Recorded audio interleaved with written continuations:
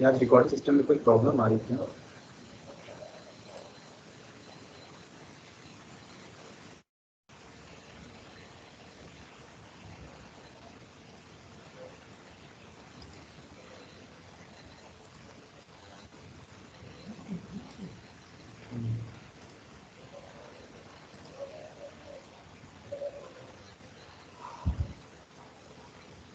चलिए स्टार्ट करते हैं।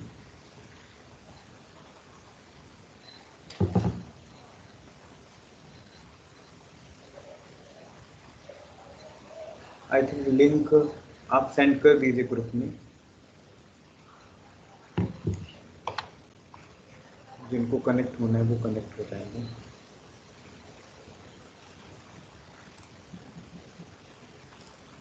चलिए शुरू करते हैं। तो अभी तक हम लोगों ने शांडिल्य उपनिषद के लगभग कंसेप्ट को देख लिया है। आज एक और उपनिषद देखेंगे, लेकिन इससे पहले शांडिल्य उपनिषद कंप्लीट करना है। जाबाल दर्शन उपनिषद है और बिल्कुल मिलता जुलता शांडिल्य उपनिषद के कंसेप्ट के साथ है, इसलिए इसको बहुत डिटेल्ड में मैंने नहीं किया है जाबाल दर्शन उपनिषद को, ठीक है। लेकिन फिर भी इसमें कंसेप्ट जो है वो शांडिल्य उपनिषद के हैं। तो पहले हम लोग अपना शांडिल्य उपनिषद जो है वो अच्छे से कंप्लीट करते हैं, एक बार शांडिल्य उपनिषद देख लेते हैं और उसके बाद फिर जाबाल दर्शन उपनिषद को हम लोग देखेंगे, ठीक है। तो जैसा कि आपको पिछले क्लास में हमने बताया कि जो शांडिल्य उपनिषद है वो अष्टांग योग की प्रैक्टिसेस, योग के physical practices, inner practices, outer practices हैं, एक्सटर्नल प्रैक्टिसेस की बातें ये करता है। साथ ही साथ ये और क्या कहता है, तो साथ ही साथ ये बातें करते हैं स्पेसिफिक टाइप ऑफ यम की, जिसमें 10 नियम थे। फिर हमने बताया ये नियम की बातें करते हैं, जिसमें 10 नियम हम लोगों ने देखे। फिर हम लोगों ने देखा कि कैसे जो कंसेप्ट है किसमें, तो जो कंसेप्ट है पर्टिकुलर आपके जो फर्स्ट चैप्टर है उसमें प्राण के कंसेप्ट है, नाड़ियों के कंसेप्ट है ना। Some specific condition, general measurement of the body, general ideal measurement of the prana, nadi, type of pranayama, है ना, some specific type of practices, कुछ इस तरीके के उन्होंने कंसेप्ट है ना आगे भी बताए, ठीक है। और एक और अच्छी चीज इसमें हम लोगों ने देखा कि कैसे प्राणायाम, जो प्राणायाम की बातें हैं, प्राणायाम की प्रैक्टिसेस हैं, उनको किस तरीके से कुंडलिनी से रिलेट करके और चक्रों से रिलेट करके उन्होंने बताया, है ना। और क्या बताया, तो हम लोगों ने ये भी देखा कि जो 14 टाइप की नाड़ी है ना, 14 टाइप की नाड़ी की बात आती है आपके पर्टिकुलर शांडिल्य उपनिषद में। इस 14 टाइप की नाड़ी की बात ये देख रहे हैं, तो ये 14 टाइप की जो नाड़ियां हैं ये हमारे बॉडी में आपकी आंखों से लेके आपके पैरों तक है, और इनके मेजर आपके फंक्शंस हैं, इनके स्पेसिफिक फंक्शन है जिसको लेके ये काम कर रहे हैं। फिर हम लोगों ने कल 10 वायु की बात करनी थी, जिसमें 5 मेजर वायु एंड द 5 सब मेजर, या 5 मुख्य प्राण और 5 है ना लघु प्राण, है ना, महाप्राण और लघु प्राण कह सकते हैं। सो महाप्राण 5 देखा, तो 5 लघु प्राण ये हमने उसमें ऑलरेडी देख रखा है, प्राण में पोषण समझा रखा था। फिर कुंडलिनी शक्ति की बात भी यहीं पर आई थी कि कुंडलिनी शक्ति क्या है, जिसको हमने क्रिएटिव पावर से रिलेट करने की कोशिश की थी, वो कुंडलिनी शक्ति के बारे में यहाँ पर बात करते हैं। फिर प्राणायाम एंड नाड़ी शुद्धि की बात की, तो शांडिल्य उपनिषद ये कहता है कि यदि आपको नाड़ी शुद्धि है ना, तो nadi shuddhi is the practice of the cleansing and the accumulate morbid material which are congestion of the nerve, है ना, विच जो कंजेशन है न्यूरल इम्पल्स के, उन कंजेशन को कैसे क्लियर किया जाता है, तो उसको नाड़ी शुद्धि कहते हैं। तो नाड़ी शुद्धि की प्रैक्टिस पे किसमें है, शांडिल्य उपनिषद में। फिर प्राणायाम एंड प्रणव है ना, pranava with the omkar practice, इसके बारे में भी शांडिल्य उपनिषद बहुत अच्छे से बात करता है। फिर प्यूरिफिकेशन ऑफ सुषुम्ना नाड़ी एंड अदर, ठीक है। तो सुषुम्ना नाड़ी इज द मेजर नाड़ी विच related to the activation of the chakra energy system. तो जो चक्र हैं, एनर्जी सेंटर्स जो हैं, वो एनर्जी सेंटर्स कहाँ सिचुएटेड हैं, so they are situated mid line of the Sushumna, it's called a Brahma Nadi, तो ब्रह्म नाड़ी में जो चक्र हैं वो वहां पर से छुड़ते हैं। फिर उसके बाद कपाल शोधन हम लोगों ने देखा, व्हाट इज द कपाल शोधन। तो कपाल शोधन के साथ देखा कि कपाल शोधन ऐसी प्रैक्टिस है जो आपके स्कल प्यूरिफिकेशन से रिलेटेड है पूरी तरीके से। फिर 3 टाइप ऑफ प्राणायाम ऑलरेडी हमने पहले भी देखा, जो ऑलरेडी आपके सिलेबस में भी है और आप वो देख सकते हैं। सिमिलर प्रैक्टिस है, इनकी टेक्नोलॉजी, इनकी टेक्निक्स और इनके मेथड्स मिलते जुलते हैं। फिर सहित कुंभक और केवल कुंभक। सो आप में से सहित कुंभक और केवल कुंभक किसी ने सुना है क्या?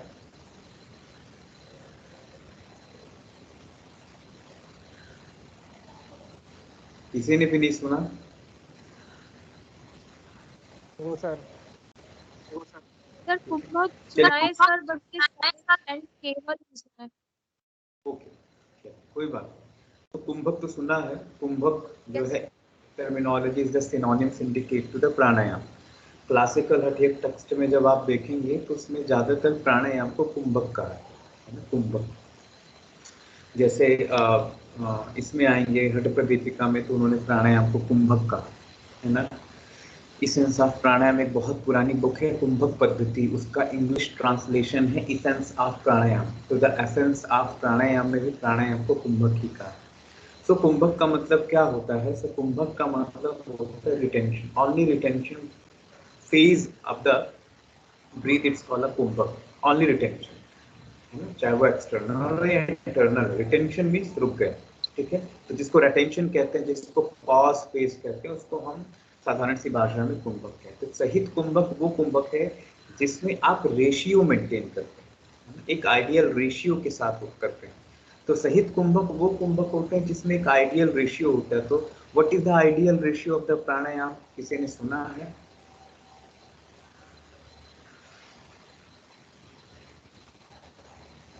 What is the ideal ratio of the pranayam? कितना रेशियो? 1:3, 1:2? 2:3। यही है पक्का? सर या फिर 1:3:5 है। और इनको करेक्ट करिए कोई और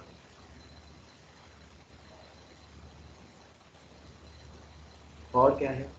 अच्छा, 1:3:5 है क्या? 1 क्या है, 3 क्या है, 5 सर क्या है?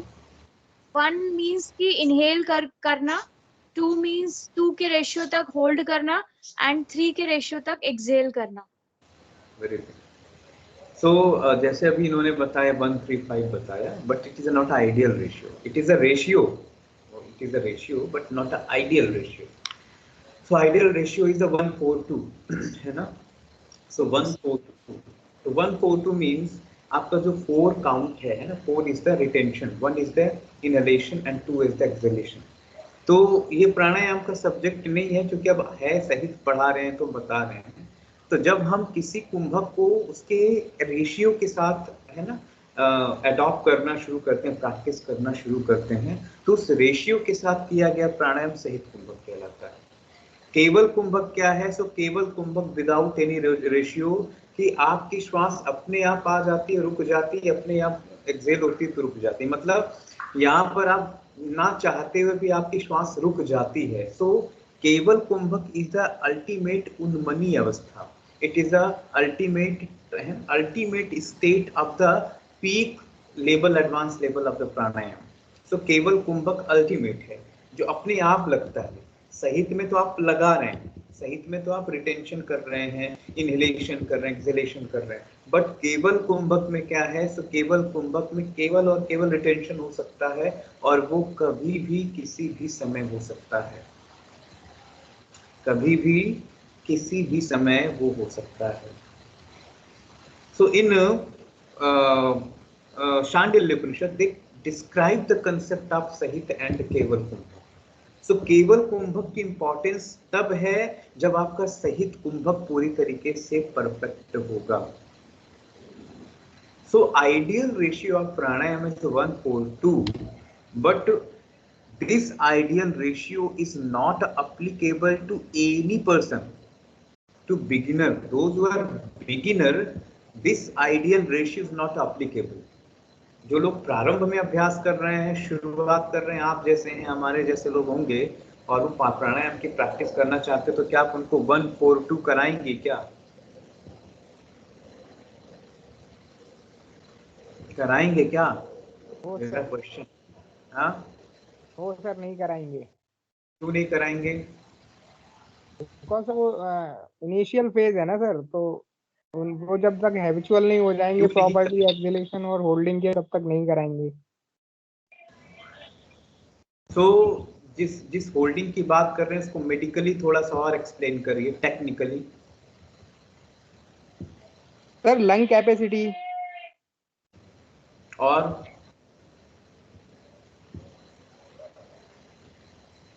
और sir the volume of oxygen जो भी हम होल्ड कर पा रहे हैं अपने लंग्स में। Tidal volume sir. हाँ हाँ, बोल दीजिए, जो जो आता है, tidal volume, residual volume, force expiratory volume, ऐसा जो भी आ रहा है, इंस्पायरेटरी वॉल्यूम है ना, खूब बहुत सारे आते हैं, कुछ ना कुछ तो सही होएगा।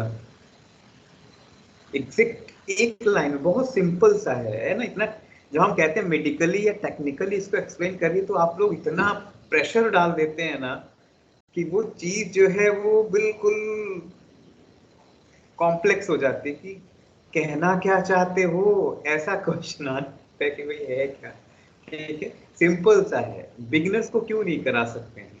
तो बिगिनर्स को इसलिए नहीं करा सकते हैं क्योंकि उनकी जो रेस्पिरेटरी मसल्स है, दे आर नॉट ट्रेन्ड। इसको हम वॉलेंटरी मसल्स कहते हैं ना, हमारे रेस्पिरेटरी मसल्स, हम फॉर्मल सी भाषा में आपसे बात कर रहे हैं। सो उनके रेस्पिरेटरी मसल्स जो है वो उतने ट्रेंड नहीं है। When you do the particular ratio, है ना, so if the advance practitioner do the practice of 1-4-2 ratio 1-4-2, उसकी मसल्स इतनी ट्रेंड हो चुकी कि वो जब मन करेगा श्वास लेगा, जब मनेगा छोड़ेगा।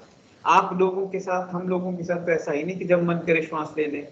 हमें तो ये भी नहीं पता चलता कि हम कब श्वास लेते हैं और कब श्वास छोड़ते हैं। क्यों? क्योंकि हमारी जो मसल्स है वो कैसी है, इनवॉलेंटरी है, ट्रेन्ड नहीं है, अपने आप चल रहा है ब्रीथिंग पैटर्न।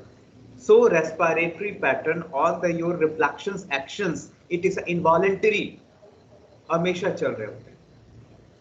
तो जब ये हमेशा चल रहे होते हैं तो बिगिनर में भी हमेशा ही चलेंगे, उसके अंदर वो पोटेंशियलिटी नहीं है, वो कैपेसिटी नहीं है कि वो आसानी से, है ना, उनको कंट्रोल कर पाए। इसलिए बिगिनर्स के लिए क्या कराते हैं, बिगिनर्स के लिए पहले क्या कराते हैं, 1:1, केवल श्वास लिया और श्वास छोड़ा। फिर दूसरे फेज में आते हैं तो 1:1:1, श्वास लिया, थोड़ी देर रोका, फिर छोड़ा। तीसरे फेज में क्या करा रहे हैं, तो तीसरे फेज में करा रहे हैं 1:1:2, है ना, 1:2:1, है ना। अब 2 गिनती में हमने होल्ड कराया और 1 काउंट में, है ना, एक्सेल कराया। तो inhale 1 count, retention 2 count and exhale 1 count. Then after that, है ना, फिर धीरे धीरे इस रेशियो को हमें बढ़ाना है। तो इस रेशियो को बढ़ाने का क्या मतलब है कि you trained the your involuntary muscles. जैसे यू ट्रेनिंग, आप ट्रेन कर रहे हैं अपने इनवॉलेंटरी मसल्स को, ट्रेन कर रहे हैं। ठीक है,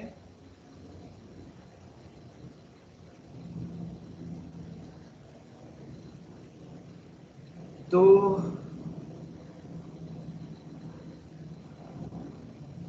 ये सारी चीजें जो हैं ये साहित्य में है, और केवल में तो there are no any ratio. ठीक है, इसलिए बिगिनर्स को हम सीधे होल्ड कराते हुए प्रैक्टिस नहीं कराते हैं, नॉर्मल पूरक रेचक। फिर धीरे से जब वो ट्रेंड हो रहा है तो पूरक कुंभक रेचक, इस तरीके से जैसे। ठीक है, फिर उसके बाद क्या है, तो फिर उसके बाद मुद्राओं के बारे में है। ठीक है, तो मुद्राओं के बारे में क्या बातें करते हैं शांडिल, तो कहते हैं जो महामुद्राएं, जो मुद्राएं हैं, खासकर ये खिचड़ी मुद्रा और वैष्णवी मुद्रा की बात करते हैं। ठीक है, वैष्णवी मुद्रा।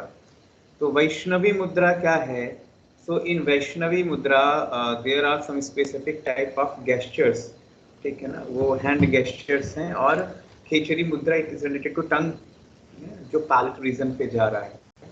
So वैष्णवी मुद्रा को ज़्यादा priority में यहाँ पर रखा हुआ है, ठीक है. और साथ ही साथ बंध जो है उद्यान बंध, मूल बंध और जालंधर बंध. तो उद्यान, मूल और जालंधर की बात आ रही है, ठीक है. तो ये क्या है, तो हेलो, मेरी आवाज आ रही है? Yes sir. Okay, yes sir, आ रही है.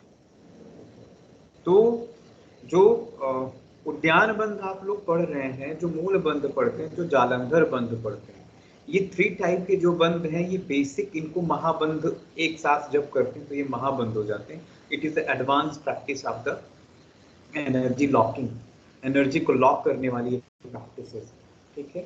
तो ऐसा इन्होंने यहाँ पर समझाया है ना. प्रत्याहार की अब ये बात करते हैं, ठीक है. सो प्रत्याहार की बात में देखते हैं हम लोग प्रत्याहार क्या है. सो ये प्रत्याहार को जैसे आप लोग कहते हैं विथड्रॉल ऑफ द सेंसेस और the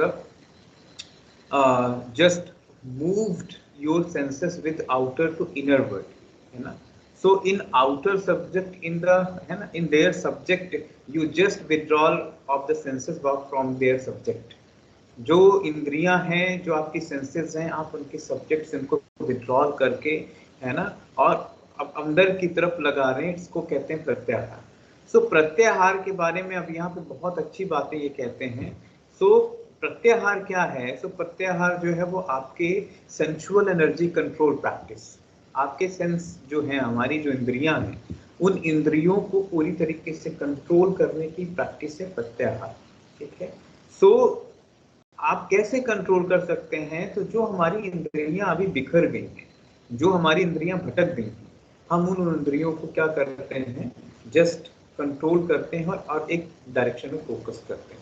so keeping one self away from all the sensual pleasure, है ना. तो कई बार जो हमारे सेंसुअल प्लीजर हैं, उससे दूर रखने की जो प्रैक्टिस है वो क्या कहलाती है? प्रत्याहार. सो धारणा 1, 18 वाइटल पार्ट्स. सो यहाँ पर कुछ स्पेसिफिक टाइप ऑफ प्रत्याहार की बात करते हैं, ठीक है. और कौन से वो प्रत्याहार हैं, तो यहाँ पर ये समझा रहे हैं. सो यहाँ आपको यदि फोकस करें, जैसे पार्ट ऑफ द शोल्डर और कौन कौन से ऑर्डर हैं. सो हमारी बॉडी में 18 प्लेस हैं. कौन से 18 प्लेस हैं? सो बिग टोस, एंकल, है ना, shanks, knee, thigh, anus, genital, navel, heart, throat, cavity of the throat, palate, nostril, eye, the center of eyebrow, forehead, and the crest. This is the dharana should be performed over the these part, ascending order and the descending order. अब आप जब ये देख रहे होंगे तो आपको याद आ रहा होगा, जब आप शवासन करते हैं या योग निद्रा, आपने से किया है किसी ने योग निद्रा और शवासन?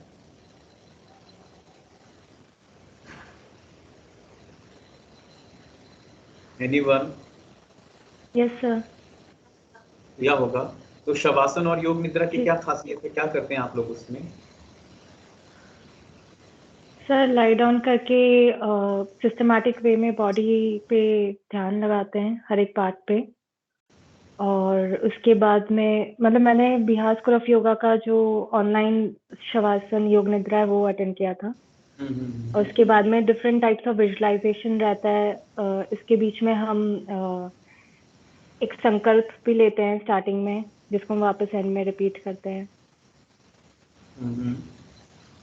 और बेसिकली हम नींद में नहीं जाते हैं और बॉडी रिलैक्स हो जाती है और माइंड एक काम स्टेट में पहुंच जाता है. But still we are aware, but kind of sleepy at the same time. Not literally sleeping, but एक शांत तुरीय अवस्था, आई थिंक उसको तुरीय अवस्था कहते हैं, जिसमें हम चले जाते हैं. तुरीय में रहते हैं पक्का? I am not sure about the term. कभी तुरीय में सॉरी नहीं गई? क्या पता गई हो और तुम्हें पता ही ना चल पाया.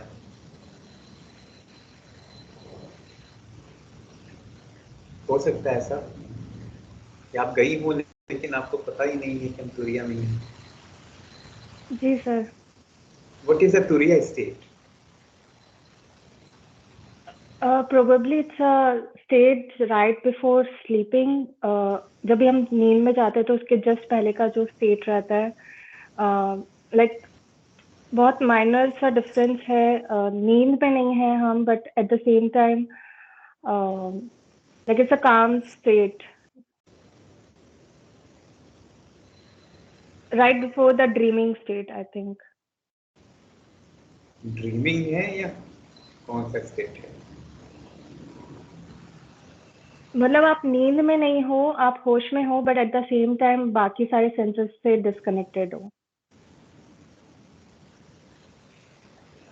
सेंसेस से डिस्कनेक्ट होना जो है,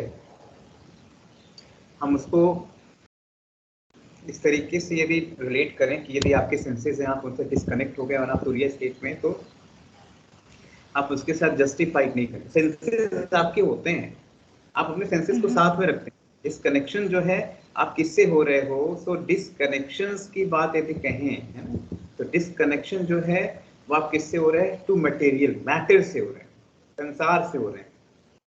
प्रत्याहार की जो प्रैक्टिस है, सम स्पेसिफिक टाइप ऑफ योग निद्रा, specific type of shavasana, this type of also प्रत्याहार धारणा की प्रैक्टिस है। योग निद्रा अपने आप में एक धारणा की प्रैक्टिस है।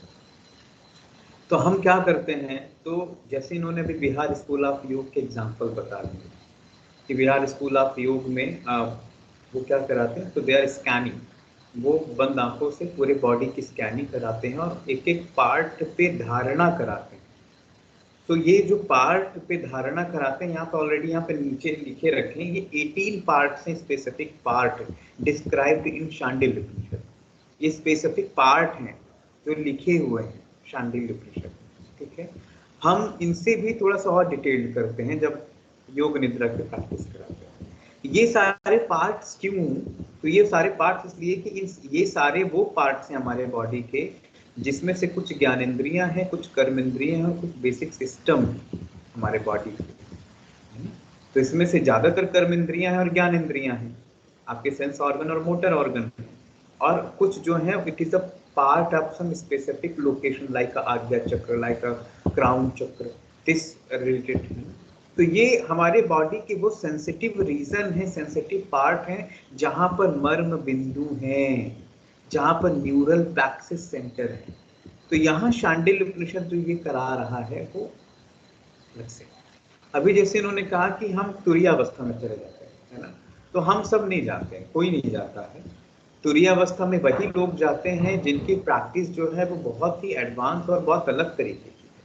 और तुरीय अवस्था जो है ये एक ऐसी अवस्था है जो आपके चेतन की पूरी तरीके से ट्रांस है, आपके माइंड की ट्रांस स्टेट है। ये कोई नींद नहीं है, ये कोई नींद से बाहर की चीज नहीं है, ये कोई स्वप्न नहीं है। ये कैसी है? तो ये कंप्लीट होश है। लेकिन इस कंप्लीट होश में क्या है? इस कंप्लीट कॉन्शियसनेस में, इस कंप्लीट अवेयरनेस, इस कंप्लीट अवेकनिंग में तीनों कॉन्शियस, तीनों लेवल के जो लेयर्स है ना, कॉन्शियस, सब कॉन्शियस, अनकॉन्शियस, ये सब साथ में है।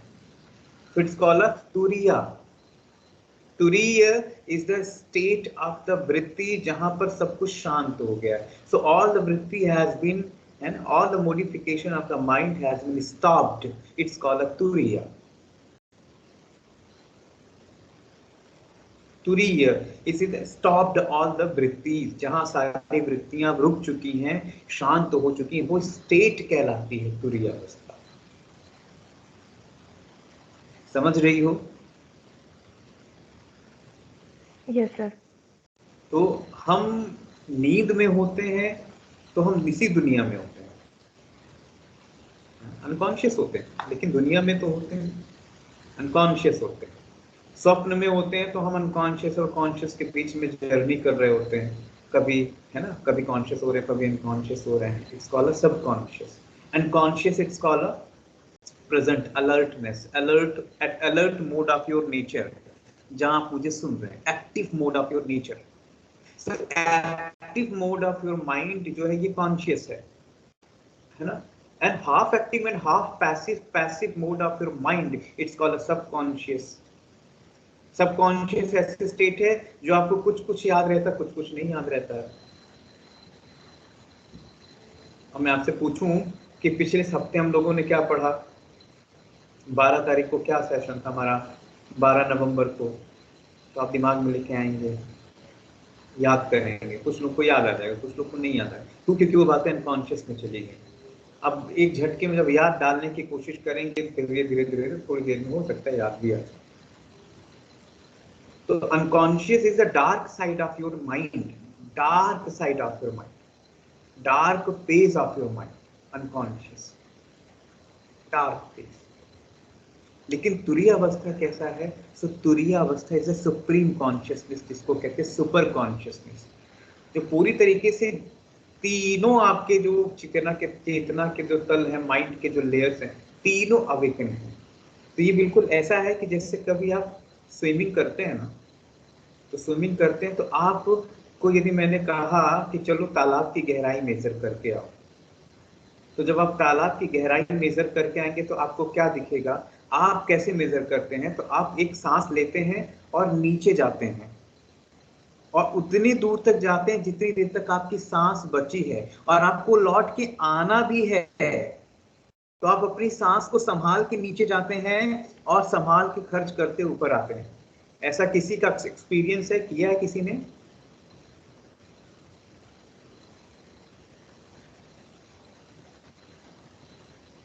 किसी ने स्विमिंग नहीं सीखी आज तक? नदी में किसी ने नहीं नहाया?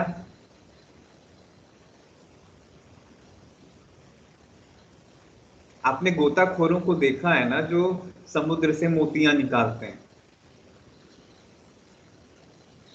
मेरी आवाज आ रही है? जी सर। आप इंटरेक्ट करिए। मुझे ऐसा लगता है जब आवाज नहीं आती तो मुझे लगता है नेटवर्क इशू हो गया क्या। ठीक है, तो जैसे समुद्र गोताखोरों को देखा होगा, वो जैसे नीचे जाते हैं ना, एक श्वास लेके नीचे जाते हैं, पूरे होश में जाते हैं नीचे, और जहां तक गए सो गए, वहां उसके बाद फिर वापस भी आना है, तो वो उतनी ब्रीथ को आधी दूरी में खर्च करते हैं और आधी दूरी में आने में खर्च करते हैं, आधी दूरी जाने में करते हैं। तो आधी ब्रीथ आने में और आधी ब्रीथ जाने में जो खर्च करता है ना, इसको तो सेम यही यहाँ भी है कि जब आप कॉन्शियस से अनकॉन्शियस में जा रहे हैं, तो गहराई, it is a deepest level. इसीलिए यदि आपको गहरे लेवल पे उतरना है तो आपको होश में रहना पड़ेगा। इसलिए योग निद्रा जो है उसको क्या कहते हैं? होश में ली गई निद्रा। योग निद्रा is the awakening sleep state. Awakening sleep है, जागते हुए सोना, इसको योग निद्रा कहते हैं, जागते हुए। तो जागते हुए का मतलब नहीं कि आंखें खोल के बस देखे जा रहे हैं।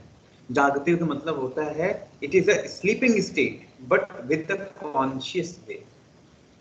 मीन्स आपको नींद भी आ रही है तो आप नींद को भी आप ऑब्जर्व कर रहे होंगे।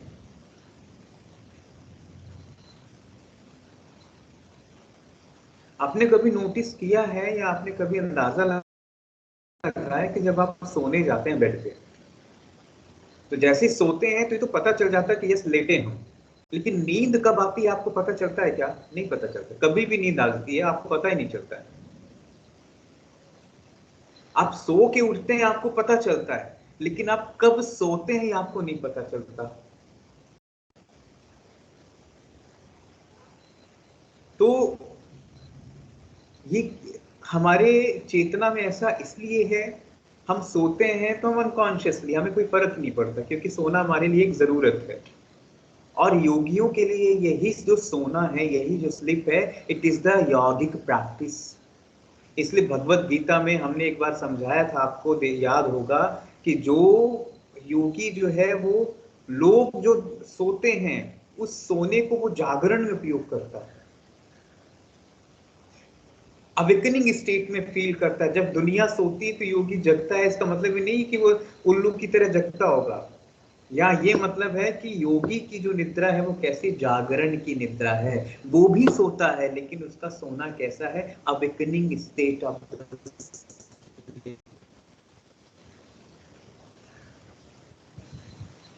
ये क्या कहलाता है? सो ये सारी चीजें जो हैं ये प्रत्याहार। तो प्रत्याहार में जो आपके पर्टिकुलर 8 पॉइंट हैं, 8 पॉइंट, अच्छा, एक बेसिक मैं क्वेश्चंस करूंगा, आप में से आंसर करिएगा। योग निद्रा तो सभी ने सुना, किया भी होगा, किया है शव आसन, किया है योग निद्रा, और सोते भी हैं हम लोग, है ना, सोते भी हैं। तो what is the difference between योग निद्रा एंड निद्रा? एक मेजर डिफरेंस बताइए, एक मेजर जो हमारी बॉडी में चेंजेस होता है, हम हमेशा एक्सपीरियंस के बिहाफ पे बताइएगा, ये वाला मत बताइएगा कि ये कॉन्शियस स्टेट है, ये अवेकनिंग स्टेट है, ये नहीं, ये फिलोसॉफिकल आंसर है। एक एक्सपीरियंस आंसर बताइए कि जब हम नींद से उठते हैं और जब हम योग निद्रा से उठते हैं, दोनों ही स्टेट में बॉडी में क्या मेजर चेंजेस होता है, जिसको पता करके आप बता सकते हैं कि हाँ, ये बंदा सो रहा था या योग निद्रा में था।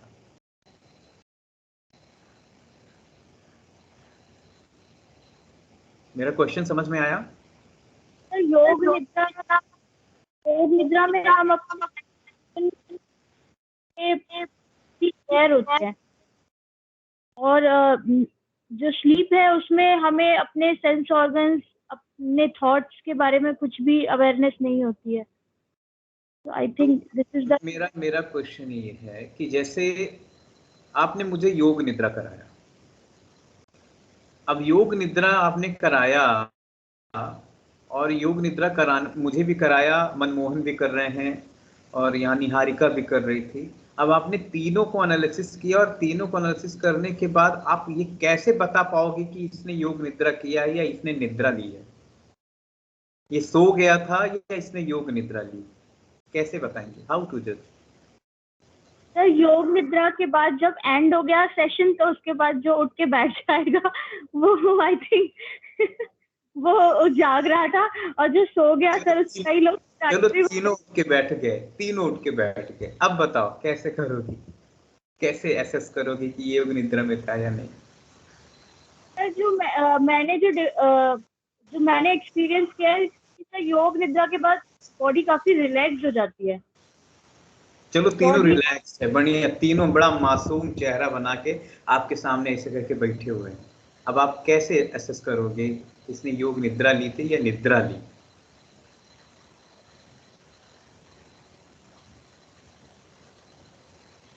एनीवन, कोई और है? बता सकते हैं?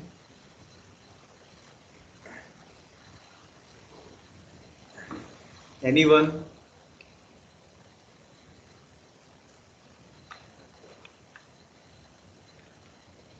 कोई भी नहीं? मैं बताऊं? Yes sir. एक मेजर पॉइंट, जब आप सोते हैं ना, तो हमारा सोना कैसा है हमने पहले बताया, सोना is the sleeping is the unconscious state. कौन सी स्टेट है? अनकॉन्शियस। योग निद्रा इज द कॉन्शियस स्लीप। ध्यान रखिएगा, जब भी हम सो के उठते हैं तो आपके मुंह में, आपका जो माउथ रीजन है, वहां जर्मिनेशन स्टार्ट हो जाता है। जैसे आप अनकॉन्शियस में जाते हैं ना, तो माउथ में जर्मिनेशन स्टार्ट हो जाता है, क्योंकि हम होश में नहीं। तो आप सुबह उठते होंगे तो आपके मुंह से एक हल्की सी स्मेल आती है ब्रश करने से पहले, वो सोने के बाद है। और योग निद्रा जो करते हैं उसमें जर्मिनेशन नहीं होता, ध्यान रखिएगा, स्मेल नहीं आती है। वो 2 घंटा भी यदि सोएगा और कॉन्शियस स्लीप पे है, तो आप उसके मुंह का बोलेगा चलो स्मेल करो, तो उसके अंदर से एक स्मेल आएगी, क्योंकि जब आप रेस्टिंग फेज में होते हैं तो बॉडी का एक्सक्रीशन जो है वो आपके पर्टिकुलर इन चीजों में बैक्टीरियल फॉर्म में दिखता है। बॉडी अपना काम करती है। जब आप सो रहे होते हैं तो आपको पता होना चाहिए कि सबसे ज्यादा जो ग्रोथ हार्मोन है वो सोते समय सिक्रीट होते हैं, सबसे ज्यादा एक्सक्रीशन है ना, ग्रोथिंग, ये सबसे ज्यादा ड्यूरिंग स्लीप होता है। तो जब आप योग निद्रा में तो है ना, तो माउथ की स्मेल से पता कर सकते हैं कि ये सो गया था या नहीं। माउथ की स्मेल, ये प्रैक्टिकल है और कहीं कुछ नहीं, बहुत प्रैक्टिकल है। तो अब यहाँ 10 मिनट या 20 मिनट का प्रैक्टिस की बात मैं नहीं कर रहा हूँ कि 20 मिनट में तो वो समझ में नहीं आएगा। जहां आप 1-1.5 घंटा 2-2 घंटे योग निद्रा कराते हैं, आप में से कितनों ने कराया नहीं क्या? मैं 1.25 घंटे योग निद्रा सेशन में खुद लेता हूँ बोलकर, तो मैंने ऐसे लोगों को देखा है जो सो भी जाते हैं, और जो ऐसे लोगों को देखा है जो पूरी तरीके से इसमें एंजॉय करते आगे आते भी हैं। ऐसे लोग भी मैंने देखे। तो यही योग निद्रा की ब्यूटी है कि आप कितने इंस्ट्रक्टर के इंस्ट्रक्शन से कनेक्ट होके प्रैक्टिस कर रहे हैं, कितने गहरे तरीके से आप कनेक्ट। ठीक है, ये सबसे बड़ी ब्यूटी, सबसे बड़ी ब्यूटी, ठीक है, जो मानने वाली चीज है। तो ये रही बात प्रत्याहार। नौ धारणा। सो धारणा के बारे में शांडिल्य उपनिषद कहता है, so dharana is the 3 type. So first is the stabilising the mind in atman, fixing the external, है ना, ईथर इन द तहर आकाश ऑफ ईथर हार्ट। ठीक है, तहर आकाश कहते हैं, ये आपका हार्ट रीजन। ठीक है, इसको जैसे हमारे माइंड में 3 टाइप ऑफ आकाश, एक उदर के पास जिसको उदराकाश कहते हैं, फिर तहराकाश कहते हैं, फिर चिदाकाश कहते हैं। Chida is the your chitta, your brain region. Hridaya Akash your Dahara Akash, and उसके बाद Dahar Akash, and the last one is the Udar Akash. सो उदर धारणा, 3 टाइप ऑफ धारणा। सो उदर धारणा, चिद धारणा एंड तहर धारणा, हृदय धारणा जिसको कहते हैं। सो स्टेबलाइजिंग द 5, है ना, details of the earth, water, fire and the earth. तो इसको, ये धारणा की ऐसी प्रैक्टिस है जिसमें जब आप सोते हैं, मतलब जब भी आप जब भी आप बैठते हैं, तो आप क्या करते हैं कि आप पर्टिकुलर, है ना, ब्रह्मा, विष्णु, रुद्र, ईश्वर और सदाशिव, है ना। तो जो आपके 5 एलिमेंट हैं, 5 एलिमेंट के प्लेसेस हैं। Earth is the root region, water is the Swadhisthana region, है ना, fire is the your Manipura region, ठीक है, देन योर एयर, ठीक है ना, so air is the your particular Vishuddhi region, and your Akash is your, है ना, ईथर, है ना, स्पेस। तो आपको अपने मूलाधार पे किसका ध्यान रखना है? तो मूलाधार पे ब्रह्मा का, है ना, स्वादिष्ठान पे विष्णु का, फिर उसके बाद मणिपुर पे रुद्र का, फिर उसके बाद यहाँ गले के पास ईश्वर का, और आज्ञा चक्र में सदाशिव का। इस तरीके से 2 तरीके ये, है ना, इनका ध्यान किया जाता है। तो इन्होंने धारणा की बात की यहाँ पर। So it is related to particular dharana practice. Now dhyana, so ध्यान इज 2 टाइप, सगुण एंड निर्गुण। सो 2 टाइप ऑफ ध्यान। सो सगुण ध्यान क्या है? सो सगुण ध्यान को क्या कहते हैं? It is the materialistic practice. सगुण मीन्स ऐसा ध्यान जिसमें, है ना, जो पूरे गुण के साथ हो, क्वालिटी फुल हो, है ना, सगुण, ठीक है, तो उसको सगुण ध्यान कहते हैं। ठीक है, तो जैसे आप जो भी देवी देवताओं को देखते हैं हमारे भारतीय संस्कृति, हिंदू सनातन धर्म में, वो सारे हिंदू देवी देवता सब कैसे हैं? सगुण फॉर्म में। चाहे आप कृष्ण की बात करें, चाहे गणेश की बात करें, चाहे विष्णु की बात करें, चाहे महेश की बात करें, चाहे शिव की बात करें, चाहे जो भी टाइप ऑफ गॉड हैं जिनकी भी बात करें, इसे सगुण। क्यों? इनके एक पर्टिकुलर गुण है, इनका पर्टिकुलर स्वभाव है, इनके पर्टिकुलर शेप है, साइज है, स्ट्रक्चर है, ये सगुण है। ठीक है, और निर्गुण क्या है? तो निर्गुण ध्यान वो ध्यान होता है जिसका कोई रूप, रंग, आकार नहीं है। तो ये क्या हो सकता है? ये ओम हो सकता है। अभी ओम को हमने क्या कह दिया? हमने ओम को इस तरीके से सेलेबल कह दिया ना कि ये ऐसा होता है ना, ओम, है ना, लेकिन ओम वैसा भी नहीं है ना। ओम तो एक ध्वनि है। अब मैं आपसे कहूँ एक ध्वनि बज रही है ना, सपोज टू भी कोई आवाज आई, तो आवाज का आप रूप थोड़ी ना बता सकते। आवाज कहाँ से आ रही है आप इमेजिन कर सकते हैं।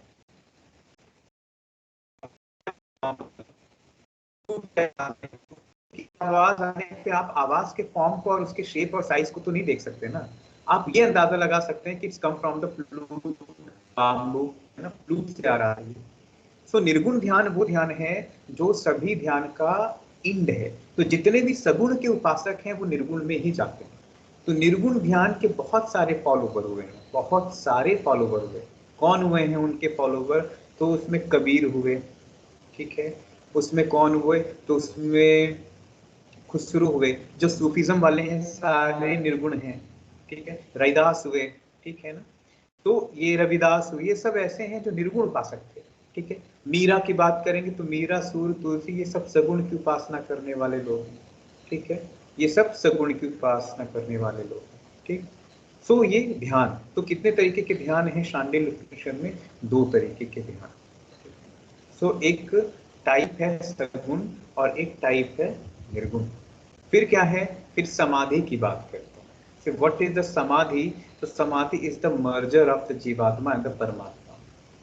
तो जिसको हमने कहा पिछली क्लास में कि समाधि का मतलब है होश में जीना, समाधि का मतलब है एक adequate state of the mind.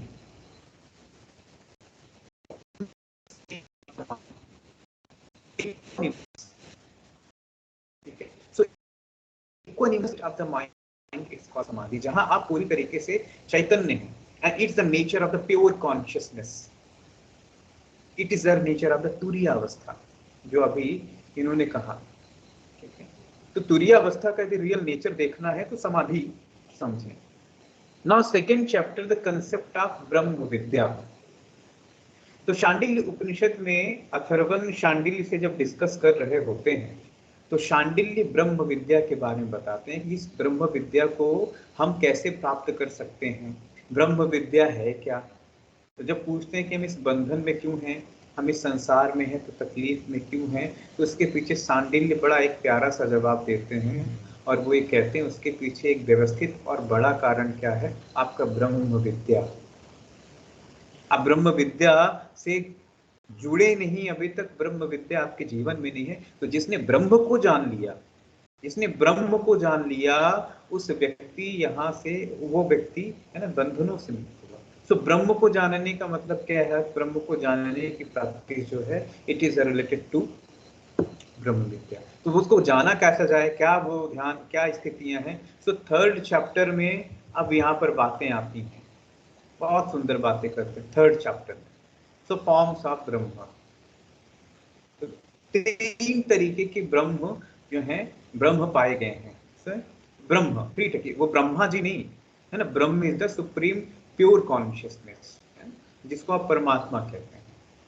तो पहला कैसा है, सकल ब्रह्म। तो सकल ब्रह्म ऐसा ब्रह्म है जिसका एक रूप है, जिसका एक रंग है, जिसका एक आकार है, जो है ना बिल्कुल सगुण की तरह है, जैसे सगुण ध्यान किया है ना। तो सकल ब्रह्म जो है वो बिल्कुल है ना एक ग्रॉस है, ग्रॉस तरीके से।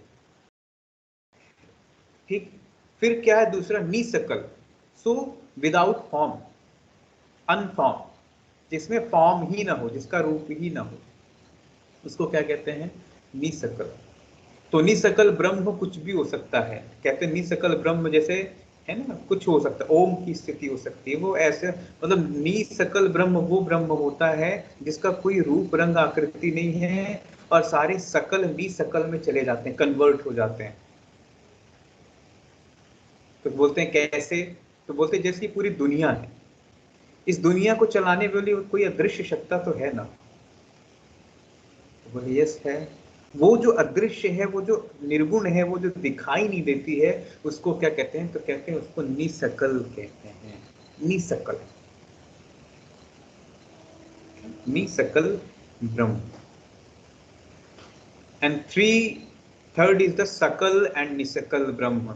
तो सकल और निसकल ब्रह्म वो होते हैं कि जिनके कुछ फॉर्म हैं और उनके फॉर्म नहीं भी हैं। तो कैसे, बहुत प्यारा सा एग्जांपल देते हैं। तो ऐसे एग्जांपल देने की कोशिश करते हैं कि जैसे सकल ब्रह्म जो है, जो आपको निसकल की तरफ ले जाए, मतलब ये उस तरीके की ब्रह्म है जो दिखता तो फिजिकल है लेकिन वो फिजिकल नहीं है। तो जैसे एनर्जी, सूरज की ऊर्जा, पानी की ऊर्जा, वायु की ऊर्जा, आप इनको देखेंगे तो आप इनको देखेंगे हाँ ये काम कर रहे हैं, लेकिन ये इनकी अदृश्य जो आप देखेंगे इनके हिडन में है ना, इनका हिडन कुछ और है। जैसे यहाँ पे मैं आपसे कहूँ ये लाइट जल रही है, मैं बटन स्विच ऑफ कर दूं लाइट बंद हो जाएगी, तो आप मेरे से आप कहेंगे सर ये तो केवल लाइट बंद हुई ना, इलेक्ट्रिसिटी बंद नहीं हुई ना। So electricity is the nishkal and the reflection of electricity is called a सकल।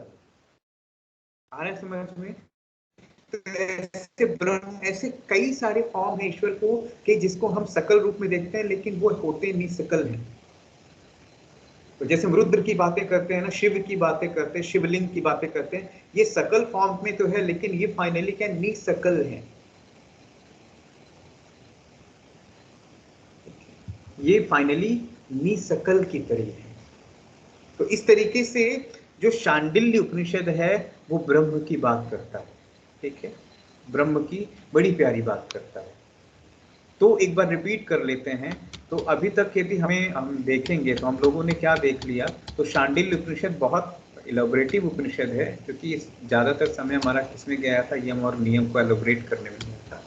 सो शांडिल्य उपनिषद के बारे में हम लोगों ने ये बातें, इंपॉर्टेंट बातें देखी। तो वहाँ पर अहिंसा है ना, सत्यस्तेय ब्रह्मचर्य की बात होती है। फिर शांडिल्य उपनिषद में जो कंसेप्ट हैं है ना, किस वेद से लिया गया है, कितने चैप्टर हैं, कौन सी बेसिक चीज़ें हैं, डायलॉग किसके बीच में है, फिर क्या क्या फर्स्ट चैप्टर में क्या है, सेकंड चैप्टर में क्या है, थर्ड चैप्टर में क्या है। फर्स्ट चैप्टर में जो यम है और फर्स्ट 10 नियम हैं, उसके बाद कुछ प्राणायाम के कंसेप्ट है, चक्र के हैं, कुंडलिनी के हैं, पर्टिकुलर नाड़ियों के कंसेप्ट हैं, कुछ प्राण के कंसेप्ट हैं, प्राण शुद्धि, नाड़ी शुद्धि, प्रणव, सुषुम्ना नाड़ी, है ना, सहित और केवल कुंडल की बात है, मुद्रा बंध की बात करते हैं, है ना। फिर पांचवी धारणा की बात होती है, ध्यान की बात करते हैं, 2 टाइप ऑफ ध्यान, फिर समाधि की बात करते हैं, और उसके बाद सेकंड और थर्ड अंतर्गत आते हैं। तो वो सारे शांडिल्य उपनिषद की प्रैक्टिसेस हैं, जिसको वो बहुत प्रायोरिटी में रखते हैं, महर्षि शांडिल्य जिसको गहरी प्रायोरिटी में रखते हैं। तो इस तरीके से शांडिल्य उपनिषद अपनी इंपॉर्टेंस रखता है योगों के उपनिषद में। तो योग उपनिषद में जब कभी बातें आती हैं, ऐसा हो नहीं सकता, ठीक है। तो उसकी बातें बड़े आयाम और बड़े गहरे, बड़े व्यवस्थित तरीके से, है ना, की जाती है ज़्यादातर, है ना, ज़्यादातर, ठीक है। तो शांडिल्य उपनिषद का ये जो बेसिक कंसेप्ट है, ये जब आपको के टीचर आपको प्रैक्टिस कराते हैं तो आप उनसे भी कह सकते हैं कि सर हम शांडिल्य उपनिषद सीखना चाहते हैं, उसकी जो प्रैक्टिसेस हैं आप हमको वो बता सकते हैं। यदि प्रैक्टिकल टीचर है ना, बता दीजिएगा कि सर ने हमें पढ़ाया है और इसके कुछ प्रैक्टिकल एस्पेक्ट हैं, ठीक है। यदि आप प्रैक्टिकल एस्पेक्ट को भी थोड़ा सा बताएंगे तो ज़्यादा अच्छा है, ठीक है। तो आपको सहूलियत रहेगी थोड़ा सही तरीके में, सही मायने में जानने में और समझने में, ठीक है। तो इस तरीके से ये हमने शांडिल्य उपनिषद के कंसेप्ट को यहाँ पर देखा है, ठीक है। तो शांडिल्य उपनिषद यहाँ कंप्लीट होता है, और जो आज जाबाल दर्शन उपनिषद भी हमें स्टार्ट करना था, जाबाल दर्शन, ठीक है। तो जाबाल दर्शन उपनिषद जो है उसकी बात हम लोग करेंगे अगले सेशन में। देखते हैं कि अभी इस सैटरडे को, यदि सैटरडे की क्लास होती है तो हम 2 उपनिषद चाहेंगे तो हम कंप्लीट कर सकते हैं। तो देखते हैं, अभी एक्स्ट्रा क्लास के ऊपर मेरे ऊपर है, यदि मैं फ्री होता हूँ तो मैं देखूँगा। तो ये जाबाल दर्शन उपनिषद ऑलरेडी वैष्णव उपनिषद है, ठीक है, सामवेद का ब्रांच है, जो कि हम इसको देखेंगे अगली क्लास में, ठीक है। तो अगली क्लास में जाबाल दर्शन उपनिषद की बातें हम लोग समझेंगे, ठीक है। तो अभी यदि किसी के कोई सवाल हैं तो सवाल कर, ठीक है।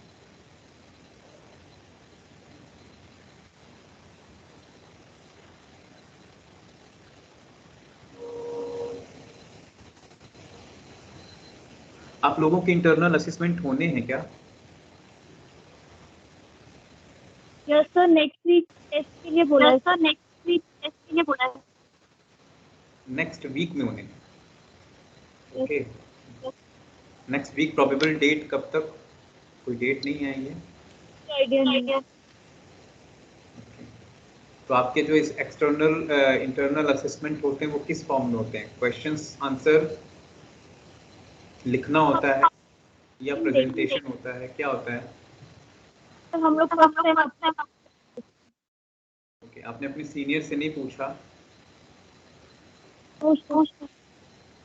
पूछेगा कि किस तरीके से अभी कोई चेंजेस आए क्या इंटरनल असेसमेंट को लेके, आपके इंटरनल पार्ट को लेके। तो जैसे पिछली बार हम लोग ने 2 तरीके से लिया था कि उसमें क्या करना है, तो उसमें आप कुछ प्रेजेंटेशन मोड पे बातें कर सकते हैं, प्रेजेंटेशन है ना, कुछ प्रेजेंटेशन दे सकते हैं, या तो कुछ आप चाहें, आपके ऊपर है, बहुत सारी चीज़ें हमारे है ना हाथ में नहीं होती है सारी चीज़ें। तो कई बार अलग यूनिवर्सिटी भी, चूँकि क्रिएटिव जोन है ये सारी चीज़ें, तो प्रेजेंटेशन है, कुछ इंटरनल असेसमेंट है, इस तरीके से भी होता है। एक बार आप पूछिएगा क्या है, एग्जैक्ट क्या है। ठीक है? शांति पाठ करें। Yes yes. शांति। ॐ विश्वानि देव सवितर्दुर्तानि पराशुभ यद्भद्रं तन्न आशुभ। ॐ शान्तिः शान्तिः शान्तिः सर्वारिष्टसु शान्तिर्भवतु। Thank you to all. Thank you so much. Thank you ji.